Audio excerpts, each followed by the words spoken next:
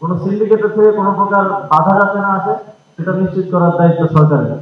পদোন্নতির জন্য কারো পেছনে আসলে ঘোরার প্রয়োজন নেই, কিংবা ঘুষ নিয়ে কাউকে দেওয়ার প্রয়োজন নেই। বিষয়ে কথা হয়েছে, আমি আসলে সবার বক্তব্য শুনতে পারিনি যেহেতু বিলম্ব এসেছে।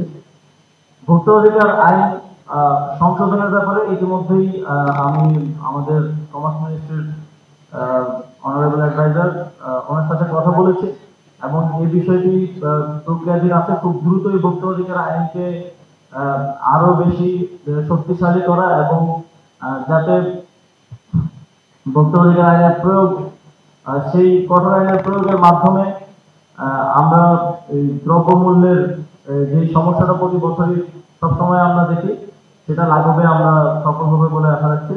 মৎস্য প্রাণী সম্পদ মন্ত্রণালয় কিছু, আমি তাদের থেকে কিছু আপডেট পেলাম যে ওনারা কিছু উদ্যোগ নিচ্ছেন, যে প্রান্তিক পর্যায়ে যে খামারিরা আছেন যারা বড় পরিসরে আসলে বিভিন্ন পণ্য উৎপাদন করে থাকেন কৃষি পণ্য, তাদেরকে সরাসরি যাতে কোনো প্রকার সিন্ডিকেশনের মধ্য দিয়ে না আসে, কোনো প্রকার মধ্যস্থভোগীদের দৌড়াতে না পড়ে সরাসরি কিভাবে বাজারে তাদের পণ্য পৌঁছে দিতে পারেন, সে বিষয়ে মৎস্য প্রাণী সম্পদ মন্ত্রণালয় কাজ করছে। এবং আপনারা জানেন যে আমরা এই ধরনের উদ্যোক্তাদের এবং এই ধরনের উদ্যোগকে সহযোগিতা করছি সরকারের পক্ষ থেকে। একদম সরাসরি আমরা ঘোষণা দিয়েছি যে সরাসরি কৃষক থেকে ভোক্তা পর্যন্ত পণ্য পৌঁছে দেওয়ার যে কোনো উদ্যোগের ক্ষেত্রে সরকার ঋণ সহায়তা হোক, সরকার লজিস্টিক সহায়তা হোক, আইন শৃঙ্খলা বাহিনীর মাধ্যমে যে কোনো ধরনের সহায়তা হোক, সেটা দেওয়ার ক্ষেত্রে আমরা সরাসরি ঘোষণা করেছি। এবং এক্ষেত্রে আমি আহ্বান জানাবো তরুণ প্রজন্মকে। বাংলাদেশে কৃষকের মার্কেটটা একটা হিউজ মার্কেট। কৃষি পণ্যের মার্কেট আমাদের জন্য যে আমাদের জিডিপির 15%। এটা একটা বিজনেস অপরচুনিটিও আমাদের জন্য। একই সাথে এটা একটা সামাজিক ব্যবসাও। একই সাথে আমাদের যে এই উদ্যোগে এগিয়ে আসবে তার নিজের বিজনেসের অপরচুনিটিও আছে, একই সাথে জনকল্যাণের একটা সুযোগও রয়েছে। আপনাদের প্রতি আহ্বান থাকবে আপনারা এটাতে এগিয়ে আসবেন, এবং সরকারের পক্ষ থেকে যে কোনো ধরনের সহযোগিতা হোক আমরা সেটা করব। কোনো সিন্ডিকেটের থেকে কোনো প্রকার বাধা যাতে না আসে সেটা নিশ্চিত করার দায়িত্ব সরকারের। আমি একটা কথা আজকে একটু ডিসক্লোজ করি যে আমার সেক্রেটারি এইচ.এম. শফিকুজ্জামান, ওনাকে আমার সেক্রেটারি হিসেবে আমার মন্ত্রণালয়ে নেওয়ার একটা বড় কারণ ছিল ভোক্তা অধিকারের কার্যক্রম সোশ্যাল মিডিয়ায় বা বিভিন্নভাবে দেখা। আমরা দেখেছি যে লিমিটেড ক্ষমতা থাকা সত্ত্বেও গত সরকারের আমলে কয়েকটা প্রতিষ্ঠানকে কাজ করতে দেখেছি, তার মধ্যে ভোক্তা অধিকার অন্যতম। তো সেই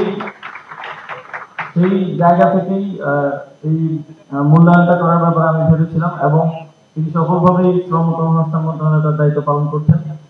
তো আমরা এক্ষেত্রে আমাদের সরকারের অন্যান্য সকল প্রতিষ্ঠানকে আহ্বান জানাবো, আপনাদের পদোন্নতির জন্য কারো পেছনে আসলে ঘোরার প্রয়োজন নেই, কিংবা ঘুষ নিয়ে কাউকে দেওয়ার প্রয়োজন নেই। আপনি যদি আপনার কাজটা সঠিকভাবে করেন এবং সেটা যদি জনকল্যাণের কাজে আসে, মানুষ দেখতে পায়, তাহলে আপনি পদোন্নতি কিংবা আরো বড় পরিসরে কাজ করার সুযোগ পাবেন।